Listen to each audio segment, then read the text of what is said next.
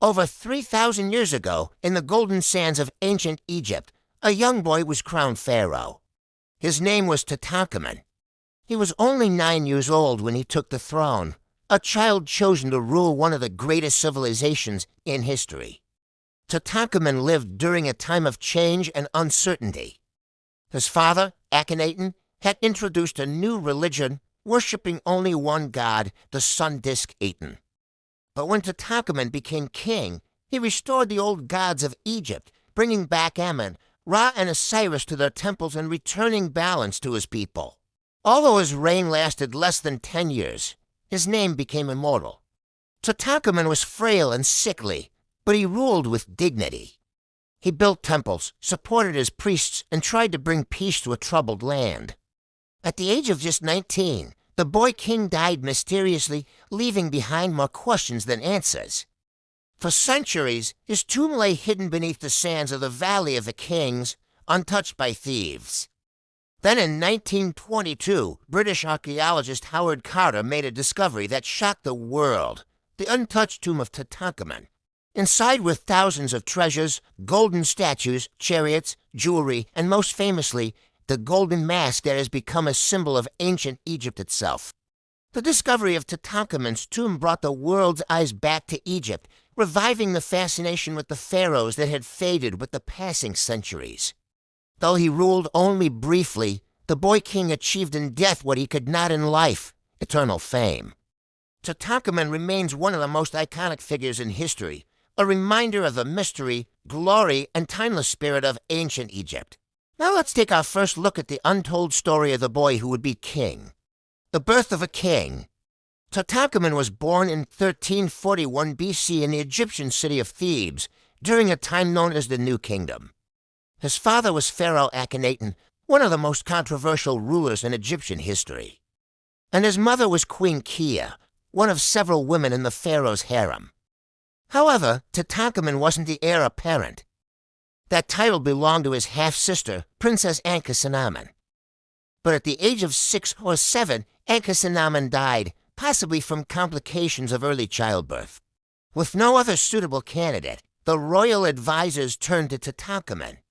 Although his father was a powerful ruler, Akhenaten is largely remembered for his obsession with the sun god Aten, which caused him to neglect traditional Egyptian gods and customs. As a result, there was widespread discontent throughout the kingdom, which was further aggravated by an economic crisis and famine. Tutankhamun's ascension to the throne at the age of 9 was seen as an opportunity to restore order to Egypt.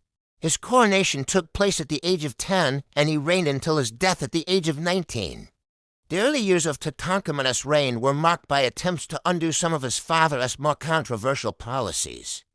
This included restoring the traditional gods and customs of Egypt and improving relations with neighboring kingdoms that had been strained during Akhenaten's reign.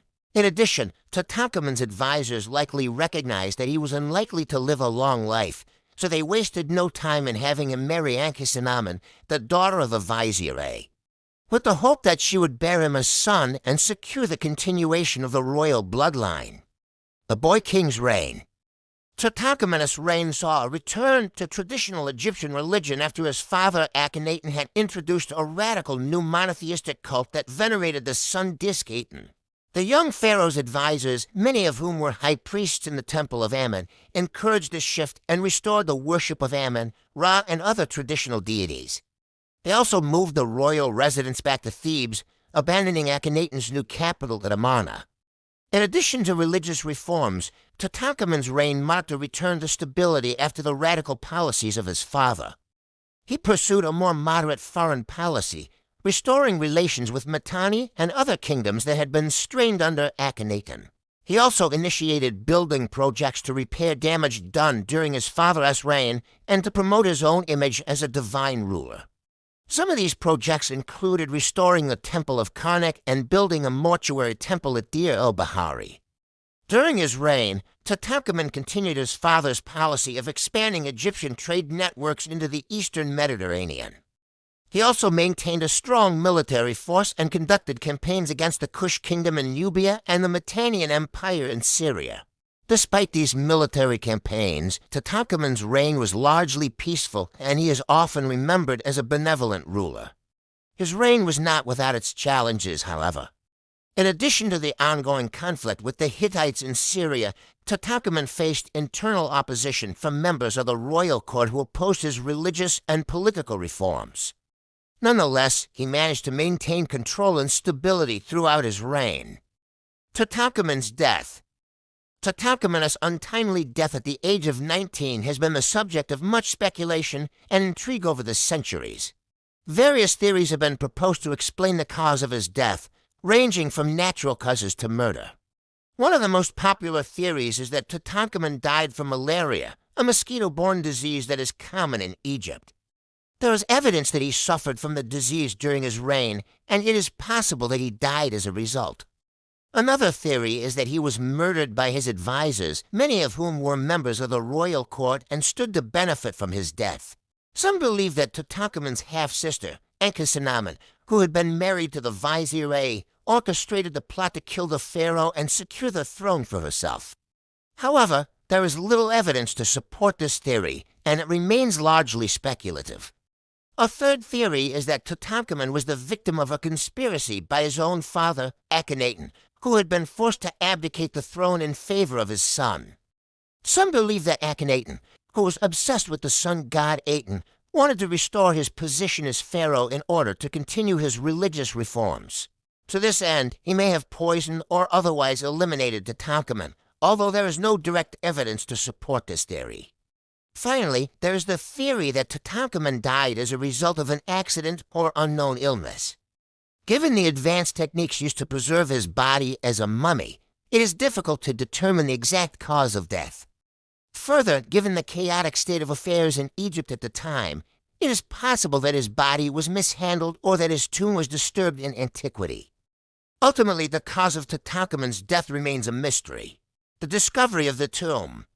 The discovery of Tutankhamun's tomb in 1922 by British archaeologist Howard Carter was one of the most important archaeological discoveries of the 20th century. Carter and his team spent 6 months excavating the site before finally uncovering the entrance to the tomb on November 26, 1922. Inside the tomb, they found a series of chambers filled with treasures, including golden statues, chariots, jewelry, and other artifacts. The most famous find was the golden mask that adorned Tutankhamun's mummy. The discovery of the tomb was international news, and Carter was knighted by King George V for his discovery.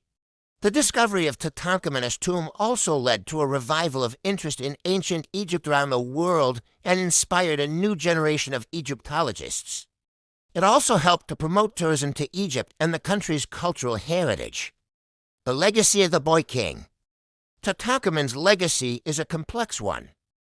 On the one hand, he was a child king who ascended to the throne at the age of 9 and died at 19. His reign was marked by instability and upheaval, and he is often remembered as a weak and sickly ruler. On the other hand, he was the last pharaoh of the 18th dynasty and the last ruler of ancient Egypt to be buried in the Valley of the Kings. His tomb was filled with treasures, and his legacy has endured for centuries. Tutankhamun's legacy can be seen in the countless books, articles, and documentaries that have been written about him, and in the numerous museums around the world that display artifacts from his tomb. He remains one of the most popular and recognizable figures in history, and his image is often used to represent ancient Egypt. Despite the many mysteries that surround his life and death, Tutankhamun's legacy is a testament to the enduring power of ancient Egyptian culture and the fascination that it continues to hold over the human imagination. Thank you for watching the video. If you liked the video, please hit the like button. We'll see you next time.